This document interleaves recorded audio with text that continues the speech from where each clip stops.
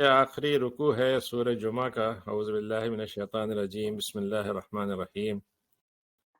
یا ایہا الذین آمنوا اذا نودی للصلاة من یوم الجمعة فاسعوا الی ذکر اللہ وذروا البیع ذلکم خیر لکم ان کنتم تعلمون۔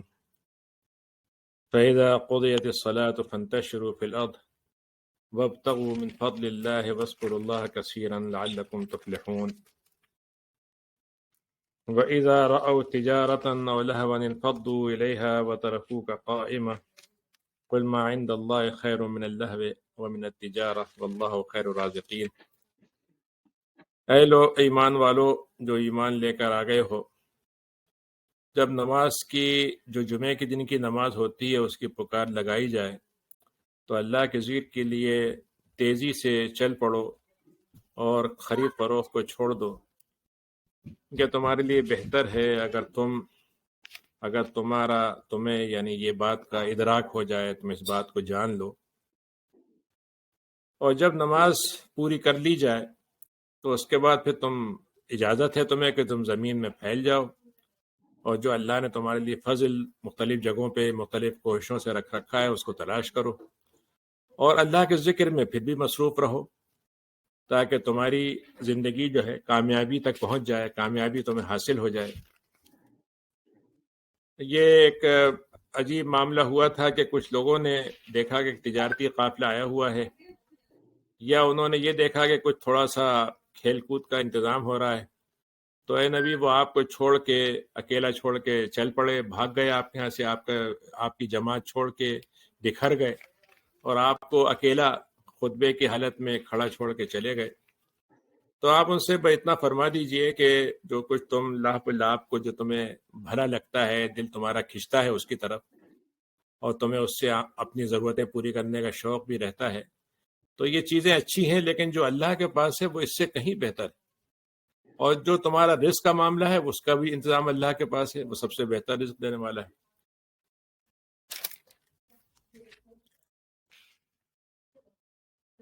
تو اس میں اگر آپ دیکھیے گا تو میں نے جو بات کہی تھی، جو شروع میں اللہ تعالیٰ نے 3 تمہیدیں باندھی تھیں۔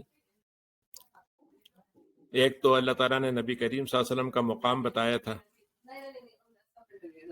شروع میں، جو شروع کی آیتیں ہیں جس میں اللہ نے کہا تھا کہ تمہارے درمیان میں ایک بہترین نبی ہم نے بھیجا ہے۔ اس کے بعد اس میں دوسرا مرحلہ جو تھا وہ یہ آیا تھا کہ بنی اسرائیل نے جس طریقے سے اللہ تعالیٰ نے ان کو دنیا کی قیادت کا منصب دیا تھا، وہ انہوں نے دنیا کی لالچ میں پڑ گئے، اور دنیا کی لالچ میں جب پڑے تو اپنی آخرت کو ان کو احساس تو یہ تو ہو گیا تھا کہ دنیا کے نتیجے میں آخرت کھو رہے ہیں، تو اب آخرت میں جانے کا خواہش ان کی دبتی چلی گئی۔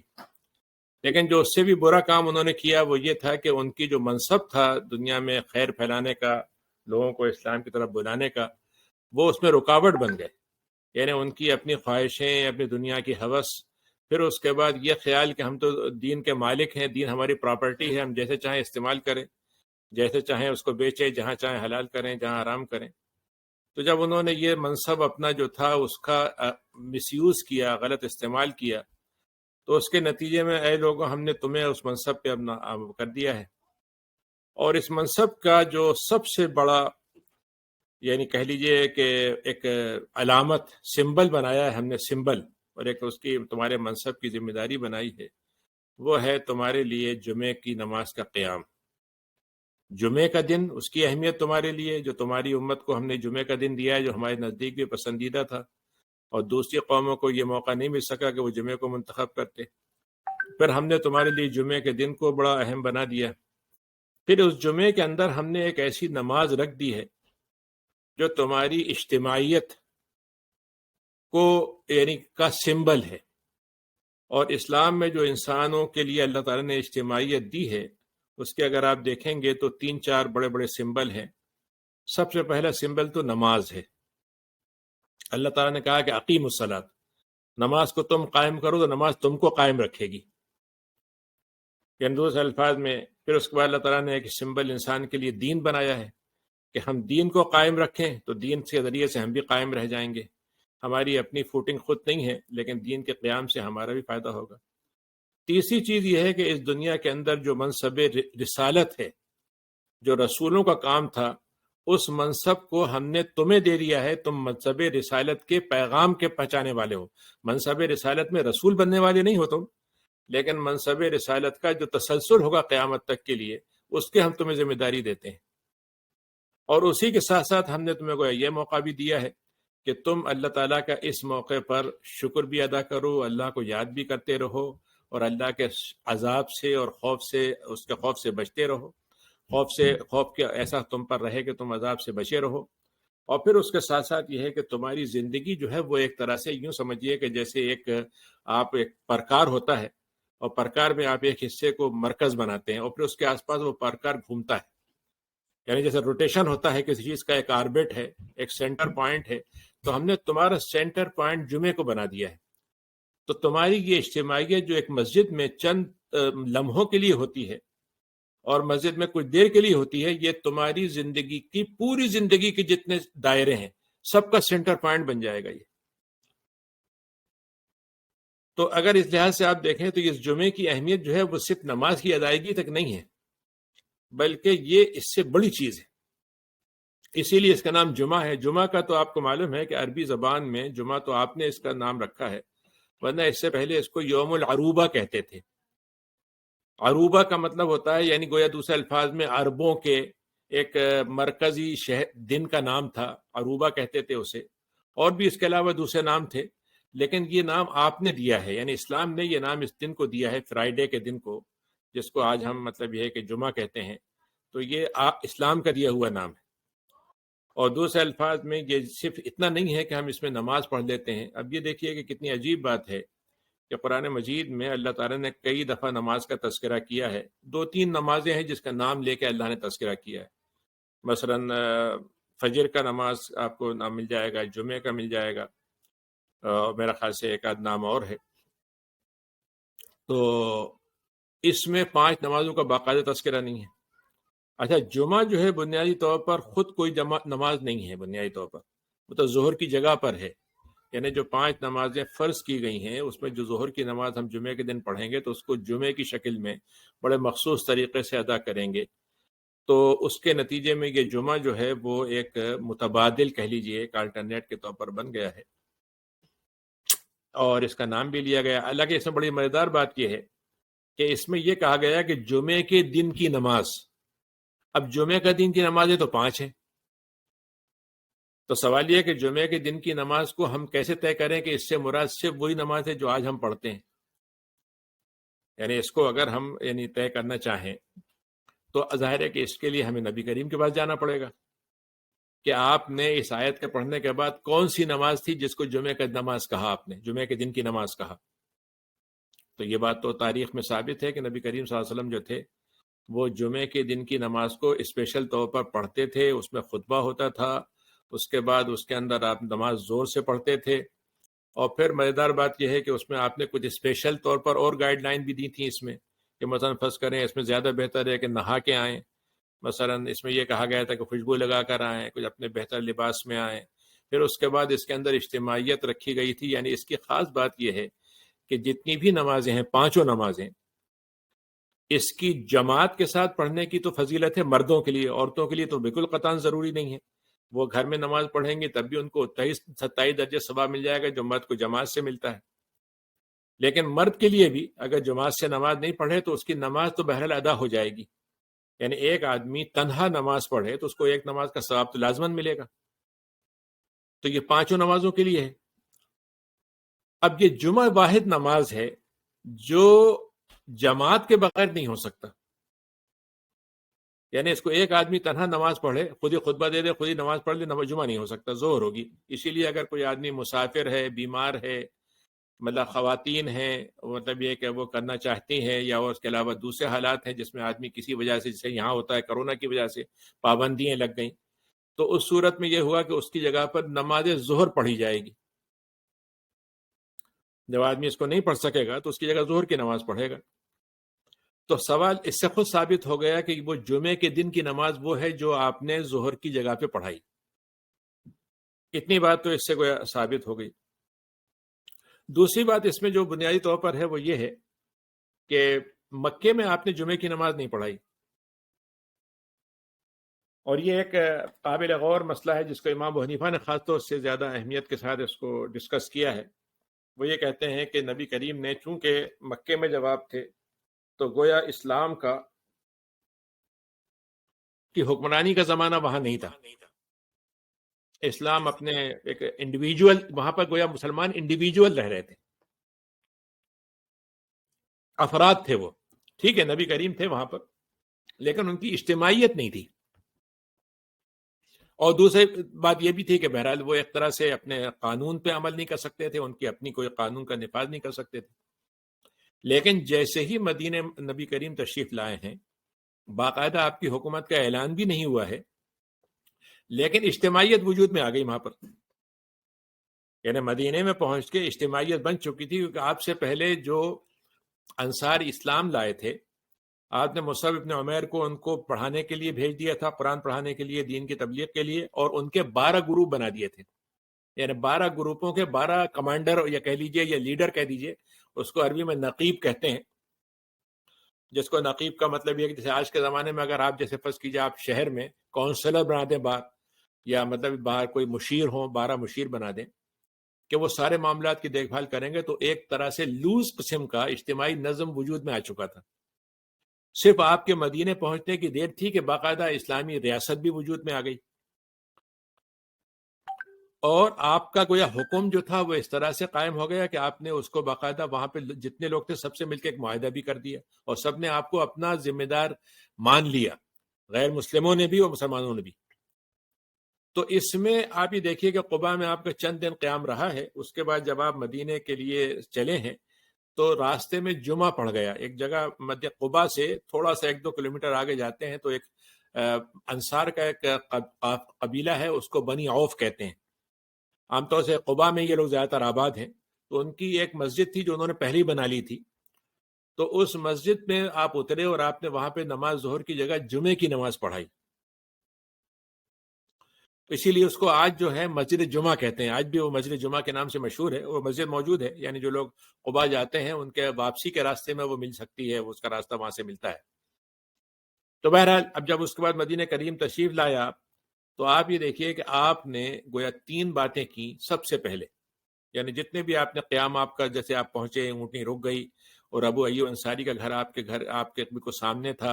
اور ابو ایوب انصاری جو ہیں وہ بنی نجار کے قبیلے سے ہیں. بنی نجار وہ ہیں جن کے یہاں سے نبی کریم صلی اللہ علیہ وسلم کا رشتہ داری تھی بنی ہاشم سے. بنی ہاشم جو ان کے پردادا ہیں انہوں نے یہاں پہ شادی کی تھی. اور پھر اس کے بعد آمنہ جو ہے بنت وہب، وہ عبد مناف جو ہے وہ بھی مطلب یہ کہ ان کا رشتہ بھی انہی سے ملتا تھا، بنی زہرہ سے بنی نجار تک جاتا تھا. تو اس کے نتیجے میں وہ گویا نبی کریم کے یعنی کہہ لیجئے کہ ننھیالی رشتہ دار تھے ابو ایوب انصاری. تو لوگ ہر ایک کہہ رہے تھے ہمارے یہاں رکی، تو آپ نے کہا بھائی رشتہ دار کا حق پہلے ہوتا ہے، تو آپ ان کے یہاں رک گئے تھے. تو آپ نے 3 کام کیے تھے. ایک تو وہاں زمین، ابو ایوب انصاری گھر کے سامنے ایک خالی زمین پڑی ہوئی تھی، کسی زمانے میں وہ قبرستان تھا، اور 2 یتیم بچے اس کے مالک تھے. لیکن وہ قبرستان بھی نہیں رہا تھا، ویران سے پڑی ہوئی تھی. تو آپ نے کہا بھائی اس کو خرید لو. لوگوں نے کہا ہم آپ کو تحفے میں دے دیتے ہیں. آپ نے کہا نہیں، قیمت دے کے اس کو خریدیں گے ہم. پھر اس کو خرید لیا گیا. تو وہاں پر سب سے پہلا آپ نے کام کیا مسجد بنانے کا. دوسرا کام آپ نے یہ کیا کہ وہاں پر تمام انصار اور مہاجرین کو بلا کے کہا کہ اب تم ایک دوسرے کے دینی طور پر بھائی ہو، تمہاری آپس میں رشتہ داریوں سے بڑھ کر حقوق ہوں گے ایک دوسرے کے لیے، یہاں تک کہ میراث بھی آپس میں چلے گی. تو یہ چیز آپ نے قائم کی. اور تیسری چیز آپ نے کی، ایک معاہدہ کیا آپ نے جس کو صحیفہ مدینہ کہتے ہیں، یا دستور مدینہ کہہ لیجیے آج کی زبان میں، کہ آپ نے ایک کانسٹیٹیوشن بنایا جس کی 52 دفعات ہیں، کلازز ہیں اس کی. اور اس میں جو خاص باتیں ہیں وہ یہ ہیں کہ آپ نے یہ فرمایا کہ انصار اور مہاجرین دونوں یکساں طور پر برابر کے حقوق کے مالک ہیں. یعنی دوسرے الفاظ میں اگر آپ یوں کہیں کہ جب آپ کسی ریاست کو بناتے ہیں تو آپ سٹیزن شپ بناتے ہیں. تو اسلامی جو اسٹیٹ ہوتی ہے اس کی سٹیزن شپ کے 2 لیول ہوتے ہیں. ایک لیول ہوتا ہے as a citizen of state and as a member of امہ. یعنی ایک سٹیزن جو ہوتا ہے اس کی 2 حیثیتیں ہوتی ہیں کہ وہ مسلمان ہے تو امت کا بھی نمائندہ ہے، ذمہ دار ہے یا ممبر ہے، اور دوسرے نمبر پہ وہ سٹیزن آف اسلامک اسٹیٹ ہے. تو اس آدمی کی ذمہ داریاں ڈبل ہوتی ہیں، 2 ہوتی ہیں. ایک تو ہوتی ہیں اسٹیٹ کے نظام کو چلانے کی، اور دوسری ہوتی ہے دین کے نظام کو چلانے کی. تو آپ نے یہ کہا کہ مہاجر اور انصار جو ہیں دونوں ایک ہی شمار ہوں گے، یعنی ان میں فرق نہیں ہوگا. یہ نہیں ہوگا کہ بھائی آپ جو ہیں فارینر ہیں، آپ کا ڈومیسائل نہیں ہے، آپ یہاں پیدا نہیں ہوئے تھے یا آپ کے باپ نہیں پیدا ہوئے تھے تو آپ کو یہاں پر فلاں جگہ میں ملازمت نہیں ملے گی، فلاں جگہ آپ کو کمپنی نہیں ملے گی یا نوکری نہیں ملے گی. آپ نے پہلے دن سے یہ بات طے کر دی کہ as a Muslim you are automatic citizen of Islamic state. اور صرف یہی نہیں کیا آپ نے، بلکہ یہ کہا کہ جو دنیا میں اس وقت کی دنیا جو بھی تھی، یعنی جزیرہ عرب تھا، جو بھی شخص مسلمان ہوگا وہ آٹومیٹک سٹیزن ہوگا مدینہ اسٹیٹ کا. اور ان کے ذمے یہ بات لگا دی گئی کہ جو لوگ ایمان لائے ہیں اور انہوں نے ہجرت نہیں کی تو تمہارا ان کے ساتھ وہ سیاسی رشتہ نہیں ہوگا جو سٹیزن شپ کا ہوتا ہے. اور آپ نے یہ فرما دیا مکے کے لوگوں سے کہ اب تم ہجرت کر جاؤ، مکے سے مدینے آ جاؤ. تو یہ اسلامی اسٹیٹ کا آپ نے دوسرا سمبل بنایا کہ مسلمانوں کی ذمہ داریاں آپس میں دوہری ہوں گی. دوسرے نمبر پہ آپ نے کہا کہ جو غیر مسلم ہیں ان میں دو گروپ تھے، ان کے ہاں ایک یہودی تھے اور ایک مشرک تھے. تو مشرکوں سے اور ان سے آپ نے کہا کہ تمہاری فل سٹیزن شپ ہے، یعنی سٹیزن شپ کا مطلب ہوتا ہے تمہاری جان، تمہاری مال، تمہاری عزت، تمہارا دین، یعنی چار چیزیں، جان، مال، عزت اور دین، چار چیزوں کی مکمل آزادی ہے. تو اس میں ایک یہودی تھے زیادہ تر، اس میں عیسائی تو وہاں بہت کم تھے، یہودی زیادہ تھے. تو یہودیوں کے بعد طے ہوا کہ یہودی ایک الگ پوری ان کی ایک الگ آئیڈینٹی ہے. تو آئیڈینٹی کا مطلب یہ ہے کہ ان کے اپنے مال کی حفاظت ہوگی، جان کی حفاظت ہوگی اور ان کو دین کی آزادی ہوگی. اس طریقے سے جو اوس اور خزرج قبیلے تھے ان میں کچھ لوگ وہ تھے جو اسلام نہیں لائے تھے، تو ان کو کہا گیا کہ یہ الگ گروپ ہیں. تو دوسرے الفاظ میں اگر آپ یوں کہیں کہ دوسری جو سٹیزن شپ تھی اسلامک اسٹیٹ کی وہ نان مسلم کی تھی، کہ they are citizen of state but they are not part of امہ. اور اسی معنی میں اگر آپ تاریخ پڑھیں گے، اور تاریخ میں کیا بلکہ قرآن مجید آپ پڑھیں گے، جو اللہ تعالیٰ نے جو کئی جگہ یہ بات کہی ہے کہ تم یہود اور نصارہ کو دوست مت بناؤ، تو اس کا مطلب جو ہے وہ سمجھنے کے لیے ضروری ہے کہ اسلامک اسٹیٹ کے لیبل کو سمجھ لیں کہ جتنے بھی غیر مسلم ہیں as a citizen they have all rights, full right, but they are not part of the امہ، ان کی امت کے اندر ذمہ داری نہیں ہے، تو اس لیے وہ ان کے وہ حقوق نہیں ہوں گے جو امت کے ذمہ داروں کے ہوں گے. تو اس کا مطلب یہ ہے کہ اسلامی اسٹیٹ کو چلانے کے لیے نظریاتی آدمی ہونا ضروری ہے، یعنی وہ شخص کو ہونا چاہیے جو اسلام کے نظریے سے اتفاق بھی کرتا ہو. تو جو غیر مسلم ہیں ان کو فرض کیجئے چھوٹی موٹی ذمہ داریاں جو ہوتی ہیں وہ سب دی جائیں گی، لیکن ڈیسیزن میکنگ ہو، انسائیڈر ہو، جو بہت ہی جیسے کہتے ہیں اسٹیٹ کے راز ہیں، اسٹیٹ کے بارے میں وہ اس پر وہ نہیں ہوں گے. تو یہ اصل میں ولی کا مطلب جو قرآن مجید میں کئی جگہ یہ بات آئی ہے، ہمارے اس کا ترجمہ انگریزی میں کہہ دیتے ہیں فرینڈ. تو فرینڈ سے بڑا کنفیوژن پھیلتا ہے کہ اس کا مطلب یہ کہ آپ یہ کہہ رہے ہیں کہ ہم تمہارے دشمن ہوں.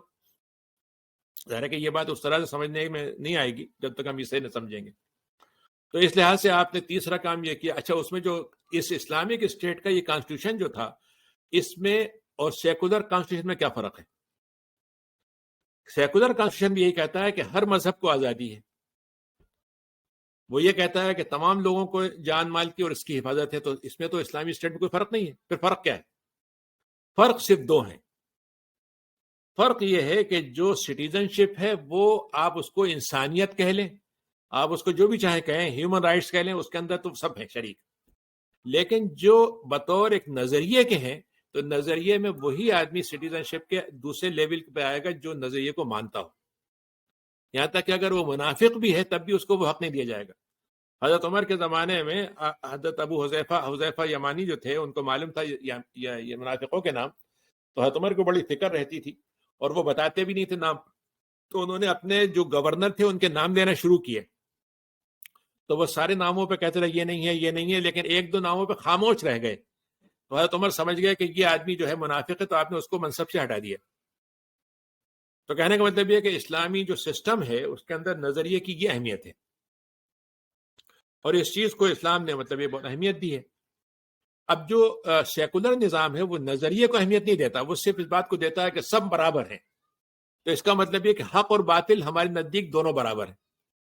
آپ شراب پئیں تو برابر ہیں، آپ نہیں پئیں تو برابر ہیں، آپ بدکاری کریں تو برابر ہیں، آپ شادی کر کے رہیں تو برابر ہیں. اسلام کہتا ہے نہیں، اسلام میں نظریے کی اہمیت ہوگی. لیکن جہاں تک انسانی حقوق کا تعلق ہے وہ حاصل ہوں گے ہر ایک کو. تو ایک تو فرق یہ ہے. دوسری بات یہ ہے کہ جو دستور بنا تھا اس میں ایک آخری کلاس تھی جس میں پہلے تو انہوں نے یہ طے کیا تھا کہ ہمارا آپس میں ایک دوسرے کے ساتھ ربط یہ ہوگا کہ ہمارے اندرونی طور پر ہمارا آپس میں اتحاد ہوگا اور باہر کا دشمن کسی کا بھی دشمن ہو ہم اس کے خلاف لڑیں گے. یعنی وہ قریش مکے والوں سے، مکے والے اگر اسلام کے خلاف لڑتے ہیں تو یہودی اس سے لڑیں گے، اور یہودیوں کوئی دشمن ہے تو مسلمان اس کے خلاف لڑیں گے. یعنی یہ بات طے ہوئی تھی آپس میں. یعنی دوسرے الفاظ میں to protect and defend the state is responsibility of all citizen. یہ اس وقت طے ہوا تھا. بعد میں حالانکہ یہ چیز بعد میں چینج ہو گئی تھی اسلام میں، لیکن شروع میں سچویشن یہی تھی.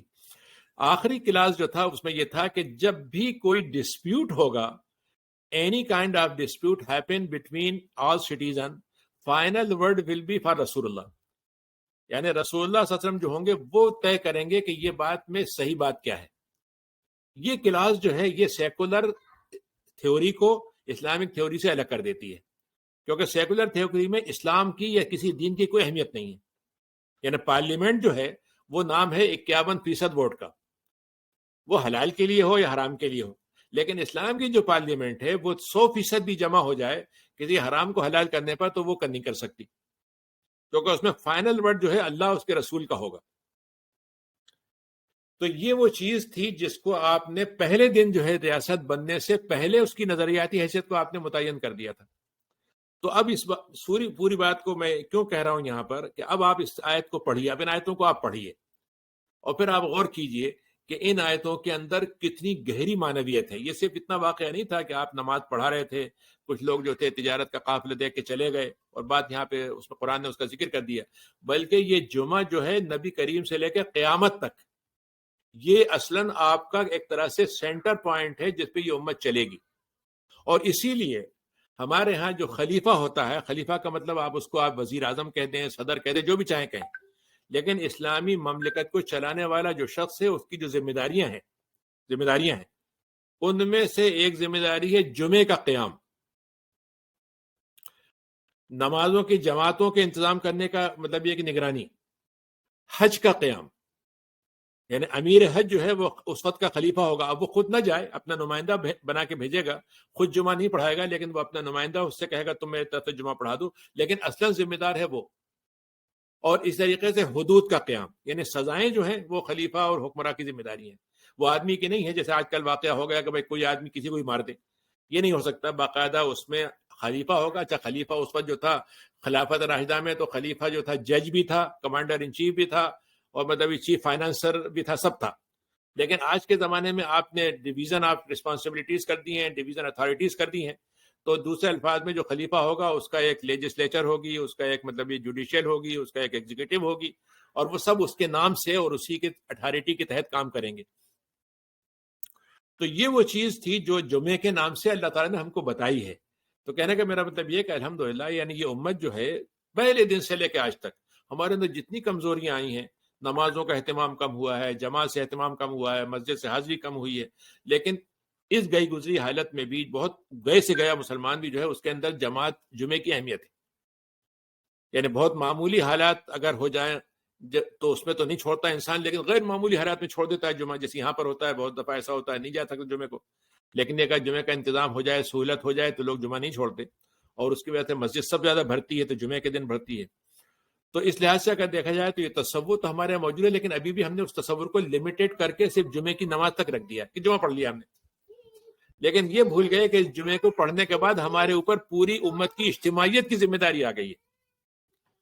یعنی یہ پوری امت کیسے اجتماعیت کے ساتھ رہے گی کہ دنیا بھی چلائے اور آخرت بھی اپنی بنائے اور دنیا کے نظام کو بھی چلائے اور دین کو بھی چلائے. یہ ساری چیزیں جمعے کے ذریعے سے سیکھی جائیں گی. تو اسی میں آپ دیکھیے تو اس میں یہ بات سمجھ میں آتی ہے کہ اللہ تعالیٰ نے کہا، اب یہاں پہ جیسے اس میں لکھا ہے کہ بھائی جمعے کے دن تو فقرے میں 3 باتیں بڑی اہم ہیں. ایک تو یہ کہ نماز کے لیے منادی کرنے کا ذکر ہے، دوسری یہ کہ ایسی منادی کا ذکر ہے جو خاص طور سے جمعے کے دن پڑھی جانی چاہیے. تیسرا یہ کہ ان دونوں چیزوں کا ذکر اس طرح سے نہیں کیا گیا کہ تم نماز کے لیے منادی کر دو اور جمعے کے روز ایک خاص نماز پڑھا کرو، بلکہ اس کا جو جملے کی ترکیب بتا رہی ہے وہ یہ تھا کہ نماز کی منادی اور جمعے کی مخصوص نماز دونوں پہلے سے جاری تھیں، البتہ لوگ غلطی یہ کر رہے تھے کہ جمعے کی منادی سن کر نماز کے لیے ذرا سی دیر میں آتے تھے، خرید فروخت میں مصروف رہتے تھے، چھوڑتے نہیں تھے. یعنی یہ بات کہنا چاہ رہے ہیں وہ یہ ہے کہ جمعے کا تذکرہ تو موجود تھا لیکن اس کا وہ اہتمام نہیں تھا جو اللہ تعالیٰ چاہتا تھا، تو اس میں خاص طور سے یعنی اس بات کو زیادہ اہمیت کے ساتھ بیان کیا گیا. تو ان تینوں باتوں پر اگر غور کیا جائے تو یہ بات بالکل ثابت ہو جاتی ہے کہ اللہ تعالیٰ نے نبی کریم کو ایسے احکام بھی دیے تھے جو قرآن میں نہیں موجود ہیں. تو گویا جمعے کے احکام قرآن میں اس طرح سے نہیں ملتے اس سے پہلے، لیکن وہ اس کا مطلب آپ کو سنت کے ذریعے سے آپ نے بتا دیے تھے.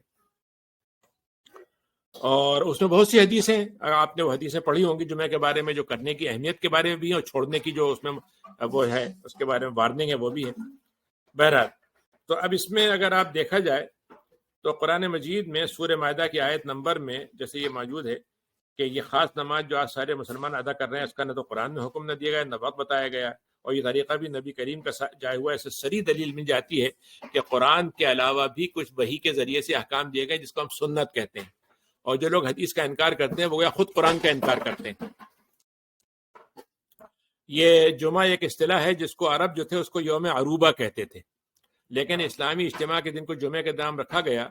اور مورخین یہ کہتے ہیں کہ کعب ابن لؤی یا قصی ابن کلاب نے بھی یہ جمعہ کا دن استعمال کیا تھا، لیکن ظاہر ہے کہ وہ صرف جمع کے لیے تھا. یعنی ان کا ایک وہ ہوتا تھا، قصی جو تھے انہوں نے قریش کو جمع کر کے ان کی ایک چھوٹی موٹی اگر آپ یوں کہہ لیں کہ پارلیمنٹ بنائی تھی، اسمبلی ٹائپ کی، اور اس میں مشورے ہوتے تھے مثلا جنگ کرنا ہے تو نہیں کرنا ہے، تو معاہدہ کرنا ہے کیسے کرنا ہے، اور آپس میں خاندانی معاملات اور خاص طور سے حج کی تقسیم کہ حج کی ذمہ داریوں کی تقسیم یہ ہوتی تھی. تو ایک طرح سے وہ بہت ہی کہہ لیجیے سیوک سوسائٹی کا ایک پہلا چربہ تھا جو قصی ابن کلاب کے زمانے میں پایا گیا تھا، لیکن باقاعدہ وہ گویا یعنی اسٹیٹ نہیں تھی، یعنی باہر کی حکومتوں نے اس کو کبھی حکومت تسلیم نہیں کیا بلکہ وہ ایک قسم کا سیوک سوسائٹی تھی بس. بہرحال اسلام سے پہلے ہفتے کا ایک دن عبادت کے لیے مخصوص کرنے کا طریقہ اہل کتاب میں موجود تھا. انہوں نے سیٹرڈے کا دن رکھا تھا، اور اس کے کیونکہ اسی دن اللہ تعالیٰ نے بنی اسرائیل کو فرعون کی غلامی سے نجات دی تھی. عیسائیوں نے اپنے لیے اتوار کا دن رکھا، اگرچہ اس کا حکم نہ حدیثاں دیا تھا نہ انجیل میں اس کا تذکرہ آتا ہے، لیکن عیسائیوں کا عقیدہ ہے کہ صلیب پر جان دینے کے بعد عیسیٰ علیہ السلام دفن ہو گئے تھے، دفن کر دیا گیا تھا، لیکن پھر وہ ایک دفعہ قبر سے نکلے تھے اور اس کے بعد آسمان گئے تھے، تو وہ اتوار کا دن تھا جس دن یہ واقعہ ہوا تھا.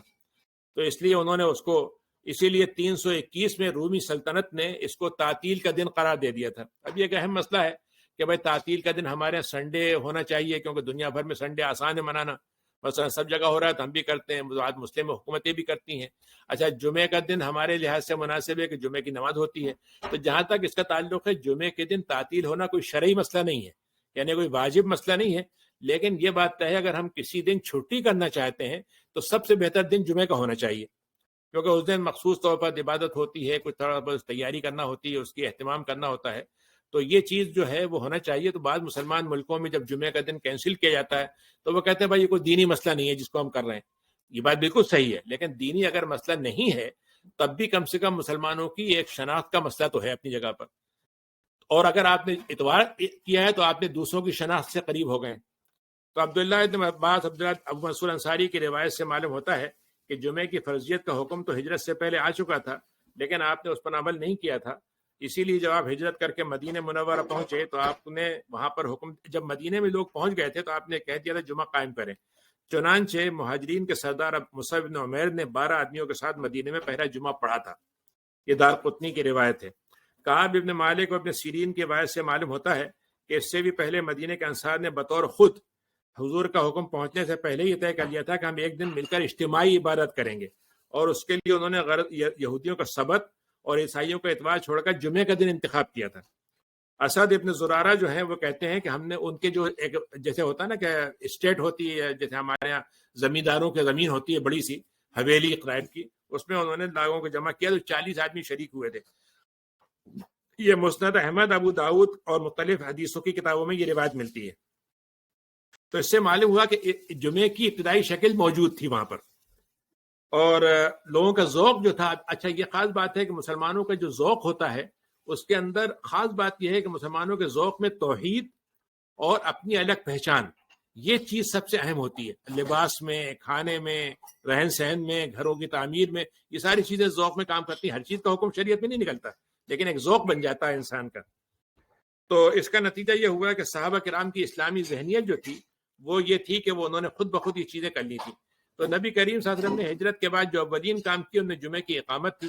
آپ قبا پہنچے، وہاں 4 دن قیام کیا. 5 روز جمعے کے دن جو روانہ ہوئے تو سالم بن عوف کے مقام پر جگہ جمعے کی نماز کب آ گیا تو آپ نے پہلا جمعہ ادا فرمایا. یہ سیرت ابن ہشام کی کتاب ہے، اس میں یہ واقعہ لکھا ہے.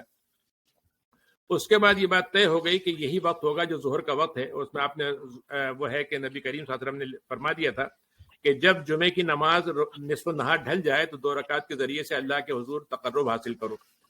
اور اس طریقے سے یہ آتا ہے کہ حضرت انس سے اور بہت سے صحابہ سے روایت ہے کہ نبی کریم زوال کے بعد جمعہ پڑھایا کرتے تھے. اچھا، یہ بھی سمجھ ثابت ہے کہ آپ ظہر کی نماز کے بجائے جمعے کی نماز پڑھاتے تھے. اس کی 2 رکعتیں ہوتی تھیں اور اس سے پہلے آپ خطبہ ارشاد فرماتے تھے. اور یہی فرق جمعے کی نماز اور عام دنوں میں نماز ظہر میں بھی تھا. تو حضرت عمر کی حدیث ہے کہ آپ نے فرمایا کہ مسافروں کی رکعت پہلے 2 رکعتیں تھیں اور اب بھی، یعنی نماز 2 رکعت تھیں اور مسافر کے لیے 2 رکعت اب بھی باقی ہیں. فجر کی 2 رکعتیں اور اس طریقے سے جمعے کی نماز مسافر ہو یا مقیم ہو سب کے لیے 2 رکعتیں ہوں گی. اور اذان کا جو ذکر ہے وہ 2 اذانیں اصل میں تھیں. ایک اذان تو وہ تھی جو خطبے سے پہلے دی جاتی ہے. تو نبی کریم صلی اللہ علیہ وسلم کے زمانے میں جو اذان ہوتی تھی وہ خطبے سے پہلے ہوتی تھی. لیکن حضرت عثمان کے زمانے میں یہ ہوا کہ ان کو آبادی مدینے کی بڑھ گئی تھی. تو تھوڑا سا پہلے اطلاع دینا تھا کہ بھائی نماز کے لیے لوگ تیار ہو کے آ جائیں اور کچھ وقت لگ رہا ہے تو اس کے لیے اذان دے. ایک اذان انہوں نے ایجاد کی تھی تو اس کو بدعت کہتے ہیں بعض لوگ. حالانکہ یہ بات طے ہے کہ خلفائے راشدین نے جو کام کیا ہے وہ سنت کہلائے گا، یعنی اس کو بدعت نہیں کہیں گے.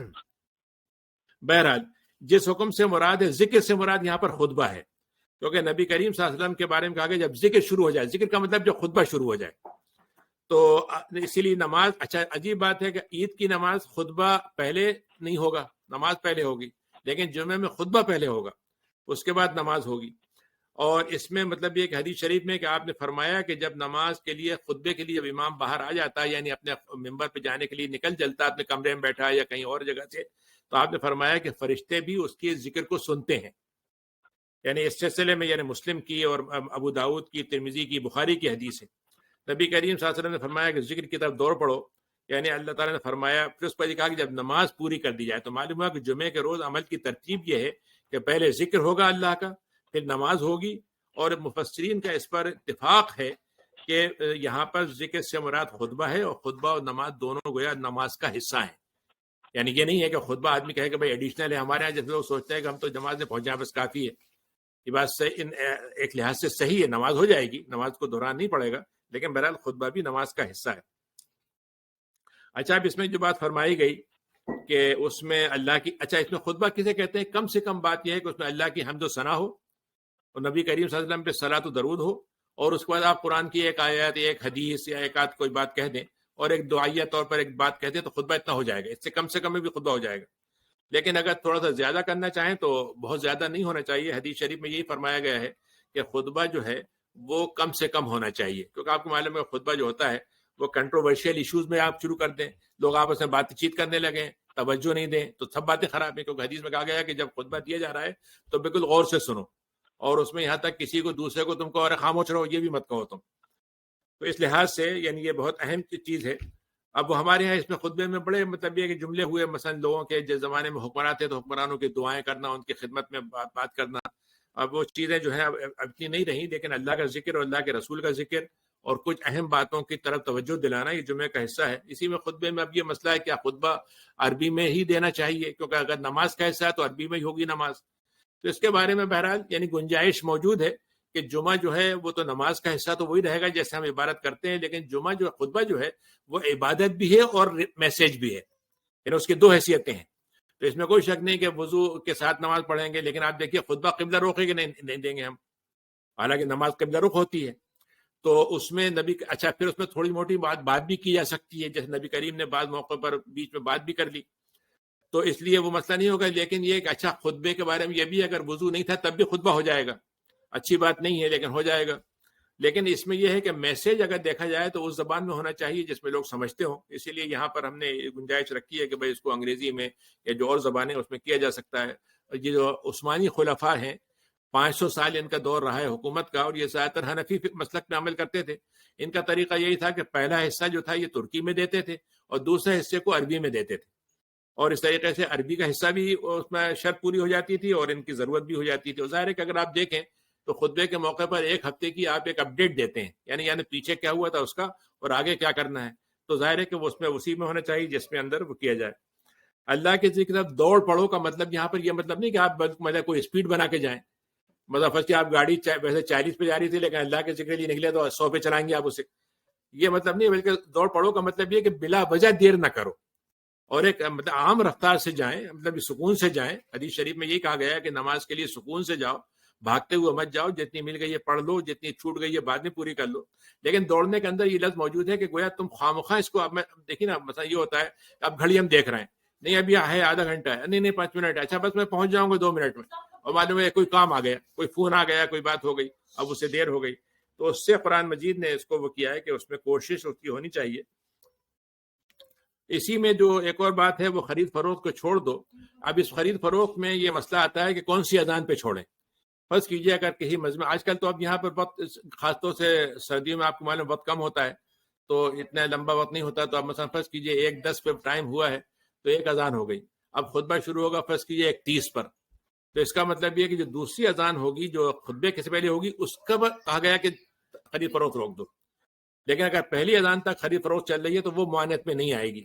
اچھا فرض کیجئے یہاں پہ 2 جمعے ہو رہے ہیں, اب ایک آدمی جو ہے وہ دوسرے جمعہ پڑھے گا تو پہلی جمعے میں اگر وہ نہیں آتا ہے تو وہ اپنی خرید فروخت کر سکتا ہے.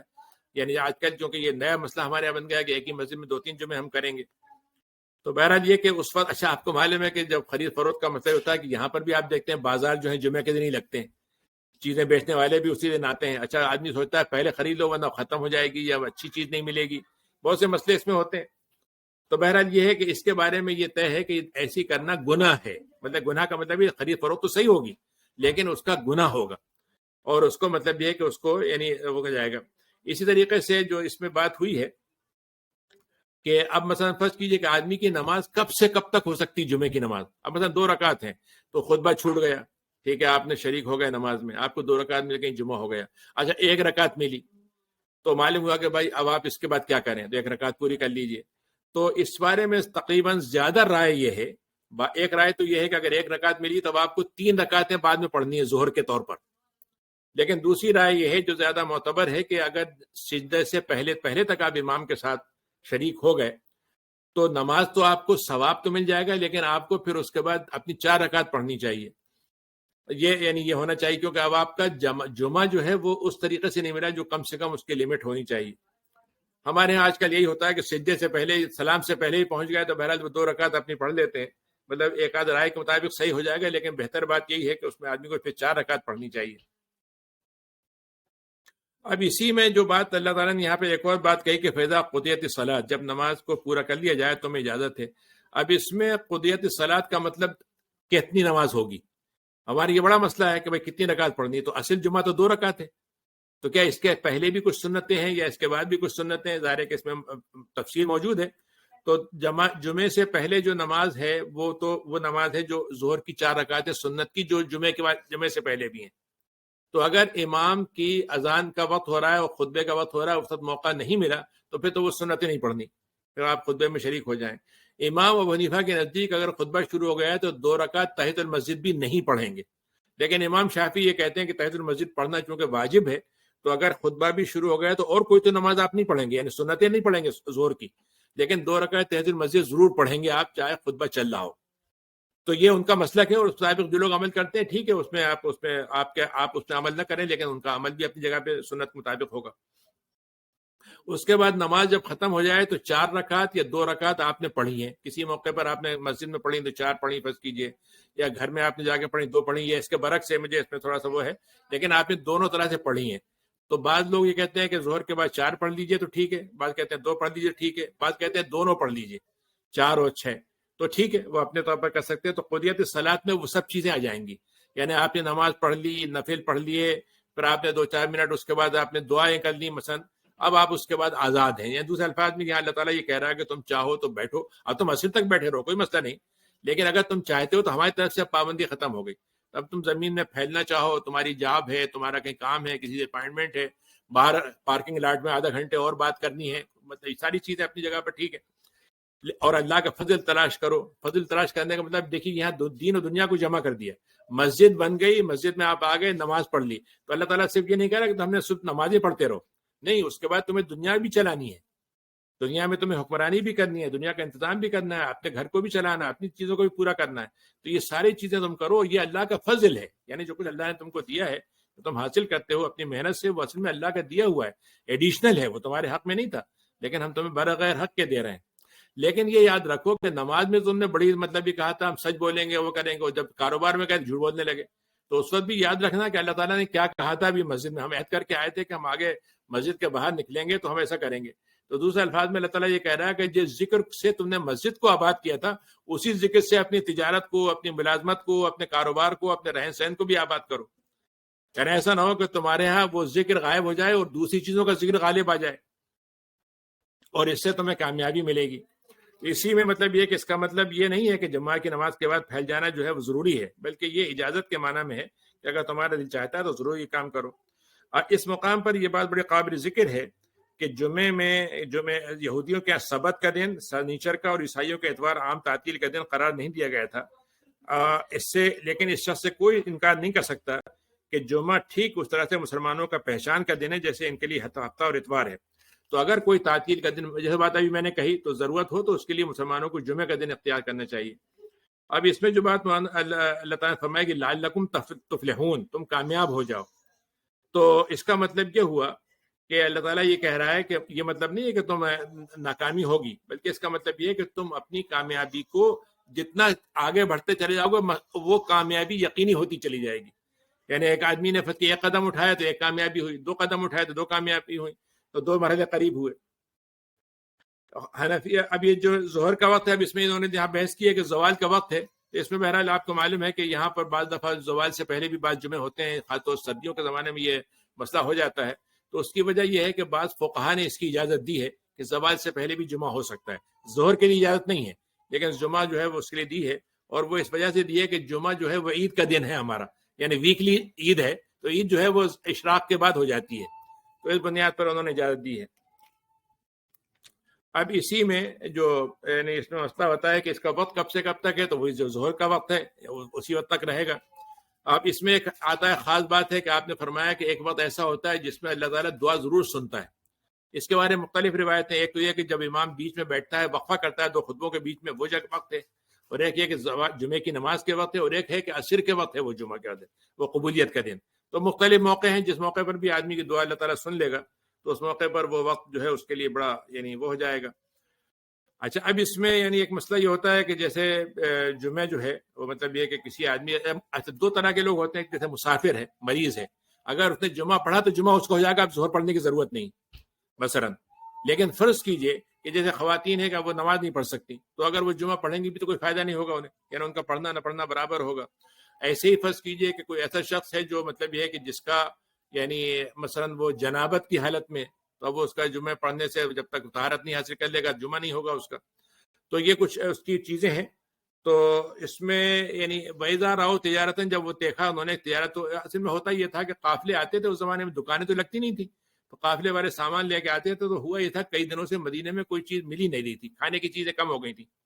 تو خبر یہ تھی کہ قافلہ آنے والا ہے. تو قافلے جب آتے تھے تو کیا کرتے تھے, بڑے بڑے ان کے وہ ہوتے تھے ڈھولک وغیرہ بجاتے ہوئے, اور مطلب یہ آوازیں ہوتی ہیں تاکہ سارے لوگوں کو پتہ چل جائے قافلہ آ رہا ہے. تو آپ خطبہ دے رہے تھے اور اتفاق سے قافلہ عین اسی وقت پہنچا. تو کسی نے آگے کہا بھی کہ بھائی وہ قافلہ آ گیا, اور جتنا مال ابھی مل جائے گا, ورنہ بعد میں ہو سکتا ختم ہو جائے, یہ اچھا مال نہیں ملے. تو جتنے لوگ بیٹھے ہوئے تھے وہ سارے لوگ چھوڑ کے چلے گئے, اور آپ کے ساتھ چند لوگ رہ گئے. تو اس میں بہرحال یعنی جو مسئلہ ہوا ہے, یہ واقعہ جو ہے اس کے بارے میں کتابوں میں آتا ہے. عبداللہ جابر بن عبداللہ سے, عبداللہ بن عباس سے, ابو ہریرہ سے, کئی لوگوں سے آتا ہے کہ عین جمعے کے دن آیا اور ڈھول تاشے بجانے شروع کر دیے. نبی کریم خطبہ دے رہے تھے اور ڈھول تاشوں کی سن کر لوگ بے چین ہو گئے, اور 12 آدمیوں کے سوا سب لوگ اچھا وہ قافلہ بقی کے پاس ٹھہرا تھا, تھوڑا سا دور تھا. آج تو بقی بالکل مسجد نبوی سے جڑ گئی ہے, مسجد نبوی اتنی پھیل گئی ہے کہ بقی تک چلی گئی ہے, ورنہ پہلے تھوڑا سا فاصلہ تھا, کم سے کم 10-15 منٹ لگتے تھے اس میں. تو اس قصے کی بات کے بارے میں جابر بن عبداللہ کی بخاری اور مسلم میں آتا ہے. اس میں یہ بتایا گیا ہے کہ وہ دوسرے صحابہ جمع کرنے سے یہ بات ثابت ہوتی ہے کہ نماز جمعے کے درمیان میں یہ خطبے کے درمیان میں یہ واقعہ پیش آیا تھا، اور یہ کہتے ہیں کہ 12 مردوں میں سے 7 عورتیں باقی رہ گئی تھیں۔ قتادہ کا بیان ہے کہ 12 مردوں کے ساتھ ایک عورت تھی، اور دارقطنی میں یہ آتا ہے کہ 40 افراد کی روایت میں، بعض کی روایت میں 7 آتے ہیں رہ گئے تھے۔ اچھا، یہ سب سارا مسئلہ یہ ہے کہ اس سے یہ مسئلہ نکلتا ہے کہ کم سے کم جمعہ کتنی تعداد میں ہو سکتا ہے۔ تو جن لوگوں نے کہا 40 تھے وہاں پر چھوڑ جانے والے اور آپ نے ان کے ساتھ ہی نماز پڑھی، تو وہ کہتے ہیں 40 ہونا ضروری ہے۔ بعض نے کہا 12 تھے، انہوں نے کہا 12 ضروری ہے، کسی نے کہا 7۔ تو اس کے بارے میں یعنی یہ بات طے ہے کہ جو کم سے کم تعداد ہے جس پر کوئی رائے ملتی ہے وہ یہ کم سے کم 3+1 ہونا چاہیے، یعنی 3 نمازی ہو اور 1 ہو تب جمعہ ہوگا۔ بہرحال اس سلسلے میں یہ بات آتی ہے کہ بعض لوگ کہتے ہیں کہ 12 لوگ رہ گئے تھے، اور وہ یہ کہتے ہیں کہ شیعہ حضرات اس کو استعمال کرتے ہیں کہ دیکھیے صحابہ کتنے دنیا پرست تھے کہ آپ کو چھوڑ کے جو ہے وہ دنیا کی طرف چل پڑے، اور اللہ تعالیٰ نے کہا کہ دیکھیے ان کو تجارت پسند ہے۔ تو کہنے کا مطلب یہ ہے کہ یہ بات جو ہے وہ تو ایک وقتی کیفیت ہے، اور وہ بھی انسان تھے اور ضرورتوں کے لحاظ سے وہ نکلے تھے، اور وہ نہیں سمجھتے تھے کہ یہ کرنا بہت ضروری ہے۔ یعنی ان کے ذہن میں اس وقت تک اتنا حکم نہیں آیا تھا کہ لازماً خطبہ سننا ہے، لازماً مطلب یہ کہ اس میں بیٹھے رہنا ہے، اس وقت تک یہ بات نہیں آئی تھی۔ لیکن جب یہ بات آ گئی تو وہی صحابہ بعد میں کوئی بھی نہیں نکلتا تھا۔ تو اس سلسلے میں یعنی یہ بات جو ہے یہ صحیح نہیں ہے، اور غلطی جہاں تک ہے وہ تو قرآن مجید نے اس کی تصدیق کر دی اور معاف بھی کر دیا انہیں۔ حقیقت یہ ہے کہ آسمانی مخلوق نہیں تھے صحابہ، ہمارے جیسے لوگ تھے۔ تربیت ان کے اوپر جو ہوئی تھی اس کے نتیجے میں سالہ سال کی تربیت کے بعد وہ ایک ایسے مقام پہ پہنچ گئے تھے جس میں آج ہم ان کو دیکھتے ہیں تو ہمارے لیے وہ ناممکن ہوتا ہے جو وہ کام کرتے تھے۔ لیکن قرآن مجید نے سورہ میں تنبیہ کر کے اور جمعے کے آداب بتا کے ان کی تربیت کر دی، اور اس کے نتیجے میں یہ بات واضح طور پر ملتی ہے۔ ابو سعید خدری کہتے ہیں کہ حضور نے فرمایا کہ جمعے کے روز غسل کرنا چاہیے، میل کچیل صاف کر دینا چاہیے، اچھے کپڑے پہننے چاہیے، خوشبو میسر ہو تو لگانا چاہیے، اور اس کے بعد مطلب مختلف حدیثیں سے ملتی ہیں۔ تو بہرحال صحابہ سے جو غلطی ہوئی تھی اس کی نوعیت کیا تھی کہ اللہ تعالیٰ نے یہ فرمایا کہ یہ لوگ ایسا کرتے ہیں، لیکن اللہ تعالیٰ نے ان کے لیے معافی کا انتظام کر دیا ہے۔ اب اسی میں یہ بات اللہ نے جو فرمائی کہ رزق ثانی تو ہمارے ہاتھ میں ہے، تو ظاہر ہے کہ اصل ساری چیزیں تو اسباب ہیں، اصل فیصلہ تو اللہ کے ہاتھ میں ہوتا ہے۔ 10 آدمی ایک کام کرتے ہیں، ایک کو زیادہ پیسے ملتے ہیں، ایک کو کم ملتے ہیں، اور ایک کے جو ہوتے ہیں وہ ڈوب جاتے ہیں، ایک کو بہت زیادہ مل جاتے ہیں۔ تو یہ تو اللہ تعالیٰ کی طرف سے ہے، تو ہمیں اللہ تعالیٰ سے مانگنا چاہیے، اور اس وقت بھی اللہ تعالیٰ دیتا ہے جب ساری دنیا کے دروازے بند ہو جائیں رزق کے، اور جو رزق دیتا ہے وہ اللہ تعالیٰ دے گا تو اس میں برکت بھی ہوگی، اور وہ حلال طریقے سے ہی رزق کو اللہ تعالیٰ رزق دے گا۔ اگر ہم حرام سے لیں گے تو اس کو اللہ تعالیٰ اپنا رزق نہیں مانے گا۔ تو اس میں یعنی دیکھا جائے تو نبی کریم صلی اللہ علیہ وسلم نے گویا اس پوری صورت کا جو خلاصہ بن رہا ہے، میں نے خاص طور سے وہ کیا، یہی بتانے کی کیا تھا کہ یہ جمعے کا دن جو ہے یہ اعلان ہے کہ اب منصب امامت یہودیوں سے لے لیا گیا، اور یہ اعلان ہے کہ اب منصب امامت اس امت کو دے دیا گیا، اور اعلان یہ ہے کہ منصب امامت کو جب قائم رکھنا ہے تو جمعے کو قائم کرو، اور جمعے کو قائم کرنے کا مطلب یہ ہے کہ جمعے کے ذریعے سے تم اپنی دین کی زندگی قائم کرو، اور اس کے بعد جمعہ ختم ہونے کے بعد باقی دنیا کی زندگی قائم کرو۔ تو یہ گویا دوسرے الفاظ میں اس کا سینٹرلائز پوزیشن جیسے میں نے بتایا ہے، یہ بہت اہم اس لحاظ سے اس کی اہمیت ہو جاتی ہے، کیونکہ ہم جمعے کی اہمیت تو الحمدللہ مانتے ہیں، لیکن اس نے بڑے پرسپیکٹو کے ساتھ مانیں گے تب ہمیں اندازہ ہوگا کہ اس امت کو اللہ تعالیٰ نے اس جمعے کے ذریعے سے کتنا بڑا اعزاز دیا ہے اور کتنی بڑی ذمہ داری دی ہے۔ تو میرے خیال سے اس پہ صورت ختم بھی ہو گئی ہے، اور